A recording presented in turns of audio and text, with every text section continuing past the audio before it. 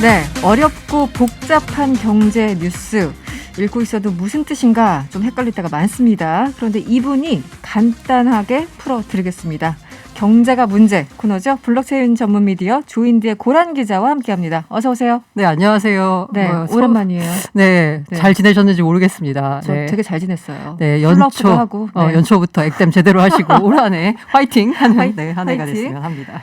네, 오늘도 뭐 경제 이슈는 항상 넘치니까 네. 여러 가지 짚어볼 텐데 3차 재난지원금 마침 오늘 신청이 시작됐는데요.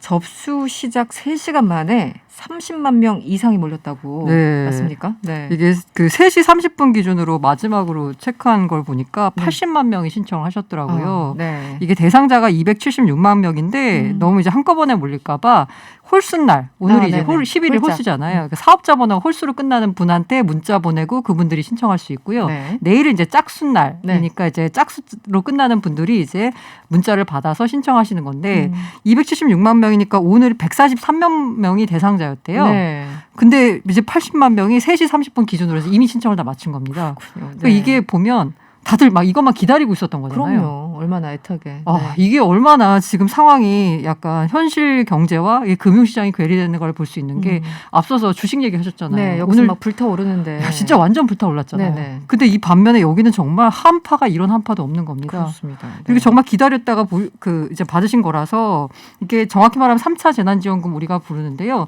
이 소상공인 분들한테 주는 건 버팀목 자금이라는 이름으로 나가고 있습니다. 네. 여기 신청 서버가 한때 뭐 접속 지원을 했고요. 그렇겠네요. 이렇게 많이 몰려서. 네, 사실 네. 그리고 이게 약간 좀 복잡한 부분이 없잖아 있어요. 뭐 신청하는 과정이. 신청한다기보단 내가 대상자인지 나는 왜 못 받는지 뭐 이런 것들이요. 네. 그래서 이게 이제 그 홈페이지에 가시면 문의를 할 수도 있는데 사실 이거 말고 아직까지는 우리가 게다가 이제 좀 약간 그 연령대가 있으신 분들은 전화가 편하잖아요. 그렇죠. 이 전화 콜센터 전화인데 전화가 그렇게 연결이 안 된다고. 네, 네. 그러니까 아무래도 콜센터 일하시는 분들도 약간 인력이 약간 한정적이다 보니까 그렇죠. 네. 아마 이렇게 몰려든 전화를 다 이제 소화하지 못했을 거예요. 혹시라도 오늘 문자가 못 받으신 분들은 이제 본인이 가서 내가 대상자인데 문자 못 받았더라고 신청을 해보셔야 될 것 같고요. 일단 문자 오늘 143만 명한테 발송을 완료해서 네. 이들 가운데 이제 3시 30분 기준으로 80만 명이 신청이 됐고 오전에 신청 완료하신 분들은 오늘 오후 1시 20분부터 이미 이제 이체가 되기 시작했다라고 해요. 네, 네. 오후에 신청하신 분들은 이제 내일 9시까지는 아마 다 완료될 거라고 하고 있습니다.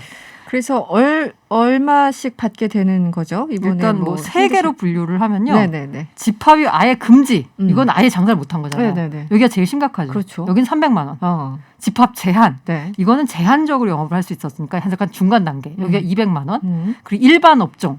여기는 뭐 집합 금지나 제한은 아닌데 너무 힘들잖아요. 그때 손님이 뚝 네, 떨어지니까. 맞아요. 그러니까 이렇게 지난해보다 매출이 줄었으면 100만 원을 받을 수 있습니다. 이렇게 세 가지로 분류하시면 되고요. 네. 집합 금지인지 제한인지 이거는 아마 그 홈페이지 가서 찾아보시면 되는데요. 네. 제가 홈페이지 말씀드릴게요. 버팀목 자금 한글로 버팀목 자금 .kr .kr 이렇게 치시면 홈페이지가 연결이 됩니다. 네. 거기 연결해 보면 우측 하단에 보면은 자주 하는 질문이라는 게 있어요. 네. 사실 제가 여기서 아무리 말씀을 드려도 네, 복잡하거든요. 그렇죠. 네. 그래서 사실 자주 하는 질문을 일단 클릭해서 살펴보시면 좋고요. 네. 그래도 내가 궁금한 거는 거기 없다라고 생각하신 분들은 1522-3500 1522-3500 여기가 버팀목 자금 콜센터거든요. 네. 여기로 전화하시면 되는데 사실 제가 전화번호 알려드리지만 솔직히 연결이 어렵죠. 쉽지 않다는 점 말씀드리면서 자주 하는 질문 클릭해서 보면은 Q&A가 이렇게 정리가 돼 있어요. 네네. 일단 그걸 보시고 궁금증을 해결하셨으면 합니다. 네. 이게 과거에도 이제 이런 지원금 받을 때 모든 사람들이 많은 그 목소리 중에 하나가 내가 얼마나 가난해졌는지를 내가 얼마나 매출이 감소됐는지를 슬퍼요. 증빙해야 되는데 증빙하기 좋은 그 뭐 회사도 있고 그렇지 않은 데도 있잖아요. 네. 이번에는 좀 어떻습니까? 일단은 아까 말씀드린 집합 금지나 집합 제한은 이게 네. 업종별로 다 코드가 분류돼 있잖아요. 네네. 그러니까 여기는 따로 내가 매출이 줄었는지를 증빙할 필요가 없어요. 근데 일반 업종 같은 경우에는 네. 매출이 줄어야지만 연매출 4억 원 이하의 매출이 줄어야지만 이제 받을 수 있거든요. 네네. 근데 일단 신청할 때는 굳이 증빙 서류 안 내도 됩니다. 신청할 때는. 네, 신청할 때 안 내도 돼요. 근데 만약에 받았어요. 네. 근데 나중에 이제 정부가 이렇게 검사를 하잖아요. 네. 이게 제대로 다 지원이 잘 됐는지. 네. 만약에 매출이 늘었다로 나오면 다시 환수를 합니다. 네. 그래야 되겠죠. 이게 사실 이게 신청할 때 조금 이게 따져봐야 되겠네요. 네, 이게 약간 나도 힘들다. 아무리 늘어도 힘들다라고 하시는 분들도 계시겠지만 일단 정부가 이제 한정된 자원을 하다 보니까 일단은 이제 다 받아서 증빙서를 별도로 제출하진 않아도 되지만 만약에 차후에 점검을 해가지고 매출이 늘었다라고 하면은 그 경우에는 환수를 하니까 요거는 알아서 좀 조심을 하셔야 될 것 같고요. 알겠습니다. 일단 인터넷 사이트 들어가 보시고 정 안 된다 싶으면 1522-3500 버팀목 자금 콜센터로 문의하시면 됩니다. 하지만 전화 연결이 굉장히 힘들다는 거 참고해 주시고요. 일단 거기 들어가서 자주 하는 질문을 보시고 내가 궁금한 질문 한번 체크해봐라. 네, 알겠습니다. 다음 이슈로 좀 넘어가 볼게요. 다음 달부터 이른바 홍남기 방지법, 이분이 뭐 많이 잘못했나 봐요. 홍남기 방지법이 시행된다는데 어떤 내용인지 설명해 주시죠. 이 홍남기 부총리가 본의 아니게 1가구 2주택이 돼버린 거예요. 다주택자가 됐죠. 세상의 모든 사람들이 다 알아버렸어요. 이게 또 억울한 부분이 있는 게 그 세종시 가면서 사실 거기다 공무원들은 일단 다 분양받으라고 했잖아요. 지금이야 세종이 뜨겁지만 당시에 공무원들 분양받으라고 했을 때만도 공무원들도 거의 어거지로 그냥 다 안 간다고 했었고 그랬으니까. 근데 이게 어쨌든 집값이 올라버려서 결과적으로 이제 잘한 게 됐는데 둘 중에 하나를 팔아야 되는데 세종시가 이게 팔 수가 없는 상황이 됐어요. 그래서 이제 경기도 의왕집을 이제 팔아야 되는데 이제 문제는 뭐냐면 그 세입자가 집을 이제 나는 집을 팔려고 한다라는 그 시점에만 해도 세입자분이 나 그럼 집 나갈 거야라고 얘기를 한 거죠. 그래서 홍남기 부총리도 그 집 나간다고 하니까 세입자가 다음 세입자한테 그 다음에 집주인한테 이제 판 거죠. 근데 이 집주인은 집을 왜 샀냐면 이제 나는 집에 이제 내 집을 사서 이제 들어갈 거야. 이른바 이제 실수요자가 집을 산 거예요. 근데 이 나가겠다고 한 세입자분이 이제 그때 마침 7월 말에 임대차법이 새로 시행되고 하면서 갑자기 시장에 매물이 사라진 거예요. 그러니까 내가 나가겠다고 했는데 내가 다음 살 집을 알아봐야 되는데 집이 없는 거죠. 게다가 갑자기 이제 그 전세 가격이 갑자기 확 뛰어버린 거예요. 그러니까 이분이 그러면 나 이제 못 나가겠다라고 하니까 이 새로 집을 산 사람은 나가기로 했잖아. 그래서 내가 살기로 했는데 하면서 이 중간에서 집을 팔았던 홍남기 부총리가 상당히 애매한 상황이 펼쳐진 거예요. 그래서 결과적으로 해서는 뭐 일종의 이제 위로금을 줘서 무마를 했다 뭐 이런 얘기들이 나오고 있었는데 그 기사까지 본 것 같습니다. 이러다 보니까 이 홍남기 부총리와 같은 사례가 이제 홍남기 부총리니까 많이 알려졌지 시장에 아마 이런 일들이 약간 비일비재했던 많이 거죠. 있을 것 같아요. 그래서 이걸 아예 방지하기 위해서 이른바 이제 홍남기 방지법을 시행을 한 겁니다. 이름이 굉장히 강력합니다. 국토교통부가 이제 공인중개사법 시행 규칙을 이제 내일 개정 공포해서 다음 달 13일부터 시행하는데요. 이 간단해요. 그 계약서 있잖아요. 매매 계약서에 보면은 거기에다가 이 차후 지금 세를 사는 사람이 앞으로 이 계약갱신권 청구권을 행사를 했는지.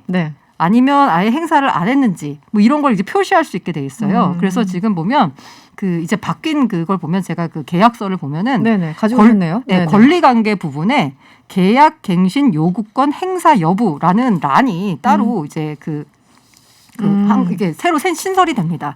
여기에 만약에 계약갱신 요구권을 이미 행사한 경우엔 기행사라고 표시하고 갱신 후 임대차 계약 기간까지 적어야 돼요. 지금 기행사했으니까 이미 한 번 행사했기 때문에 마지막으로 임대차 계약 기간이 끝나는 기간에는 이 세입자는 이제 내보내고 거기서 뭐 살든지 뭐 어쨌든 할 수 있는 거잖아요. 권리관계가 명확히 표시되죠. 만약에 계약갱신 요구권 행사하지 않았을 경우엔 불행사라고 표시를 합니다. 그러면 이걸 집을 이제 사는 사람이 이걸 이미 염두에 두고 있어야 된다는 거죠. 한번 확인을 해야 되겠네요. 세입자가 불행사를 했으니까 앞으로 이걸 더 한 번 행사해가지고 2년 동안 더 살 수 있겠구나. 이거를 이제 권리관계를 명확히 표시를 해줘가지고요. 집을 파는 사람, 사는 사람이 모두 다 헷갈리지 않게 이렇게 했습니다. 확실하게 짚고 넘어간다. 뭐 이거는 어쨌든 혼란을 방지하기 위한 거니까 뭐 당연히 해야 될 것 같기도 하네요. 그런데 이게 뭐 복잡하거나 이런 것 같진 않네요. 그냥 아니에요. 표시 한두 개 정도 하는. 이거는 그래서 공인중개사법을 제가 고친다고 말씀드렸잖아요. 공인중개사가 중간에서 매매를 책임져야 되잖아요. 그래서 공인중개사가 양쪽의 권리관계를 명확히 해야 된다라는 법인 거예요. 그러니까 이제 이 공인중개사가 중간에 매매를 잘해서 권리관계가 애매하게 엮여가지고 새로 집을 사는 사람이 뭐 전 세입자가 안 나가는 바람에 중간에 약간 붕 뜨게 되는 이런 상황이 이제 펼쳐지지 않도록 공인중개사가 이걸 명확히 확인을 해서 중개를 책임져야 된다라는 취지라고 보시면 됩니다. 알겠습니다. 그리고 마지막 이슈로 넘어가 볼까요? 전기세. 전기세, 전기요금 민감하죠.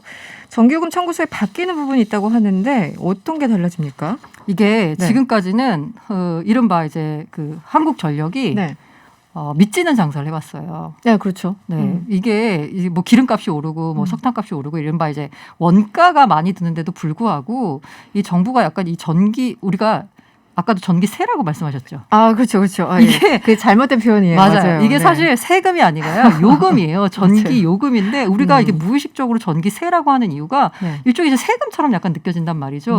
이게 약간 전기라고 하는 게 인간의 이제 기본권하고 연결되어 있기 때문에 정부가 일정 정도 너무 전기료가 오르면 사실 살기가 힘들어지잖아요. 그래서 정부 차원에서 약간 전기료를 억누르는 경향이 있었습니다. 이게 일종의 통제를 하는 거죠.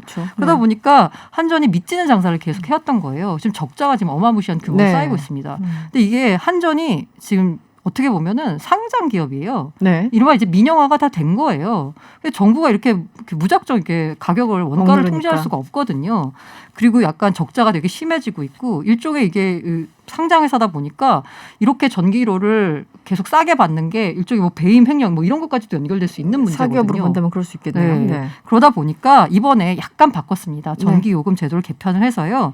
그 두 가지가 달라졌는데요. 하나는 연료비 조정 요금. 두 번째는 기후환경요금 항목이 새로 신설이 됐습니다. 일단 간단한 것부터 보면 기후환경요금은 우리가 이렇게 앞으로 이제 뭔가 환경을 위해서 좀 생각한다. 이런 그 느낌을 담아서 이게 기후환경요금이 따로 분류가 돼서 나와요. 기존에도 있었는데 이걸 따로 분리를 해가지고 고지서에 보여주는 거예요. 보여주면 이 사람들이 인식이 너찌 효과라고도 하죠. 내가 이렇게 환경을 약간 해야 하는 짓을 오염시키는 것을 많이 했단 말이야. 그러면서 자연스럽게 조금 더 이렇게 전기를 좀 아껴 쓸 수 있는 그런 유인을 주는 거고요. 좀 저항도도 조금 낮추고, 맞습니다. 약간 죄책감도 주고 이런 거군요. 그래서 요거는 사실 전기요금에 미치는 영향이 그닥 크지가 않습니다. 그런데 큰 게 뭐냐면 연료비 조정 요금이에요. 이건 간단히 말해서 원가 연동제 하겠다는 거예요. 지금 그 발전 원가가 비싸면 그에 맞춰서 전기요금을 올리겠다는 거고요. 발전 원가가 싸지면 전기요금을 낮추겠다는 거예요. 그래서 이걸 뭐 어떻게 구하냐를 보면 직전 3개월간 평균 연료비와 직전 1년간 평균 연료비 차이로 계산을 합니다. 이게 1년 연료비는 뭐냐면 지금 1년 동안 그대로 유지가 되고 있는데 만약에 직전 3개월간의 차이를 보면 직전 3개월간이 만약에 상승 추세였다라고 보면 더 받을 수 있는 거죠. 근데 이게 만약에 하락 추세였다. 그러면 이제 적게 받는 거가 되는 거죠. 이렇게 이제 이걸 이제 연동을 해서 반영을 하는데 지금 현재를 보자면 어쨌든 그 기준 연료비, 직전 1년간 평균 연료비가 지금은 지난해에는 워낙 그 유가가 쌌잖아요. 그렇기 때문에 기준 연료비 자체가 유가 한 50불 정도에 맞춰져 있다라고 합니다. 지난해 이제 쌌으니까요. 그래서 그렇게 하다 보니까 오히려 이렇게 새로운 요금을 도입하니까 그 4인 가족 기준으로 전기료가 평균 한 1,080원 가량 정도 싸진다고 해요. 그래요? 그러니까 이제 당장은 좋거든요. 지금 당장. 지금 당장. 근데 문제가 뭐냐면 유가가 지금 계속 오르고 있죠. 그리고 그 이른바 이제 글로벌 은행들이 전망한 유가 평균 가격이 올해 $60를 다 웃돌아요. 그 얘기는 뭐냐? 이제 앞으로 비싸진다는 거죠. 그러니까 지금 당장은 아마 1분기에는 한 1,000원 정도 좀 싸게 요금이 내려갈 거지만 유가가 이런 식으로 계속 올라가다 보면 아마 전기요금이 오를 겁니다. 그게 원가 연동제로 하다 보니까 사실 한전 주가가 요새 강세를 보이고 있습니다. 다시 한번 또 주가까지 가는 강세를 보이고 있다. 한 달여 만에 25% 올랐어요. 25%요? 한전 주가가 움직이는 주가가 아니거든요.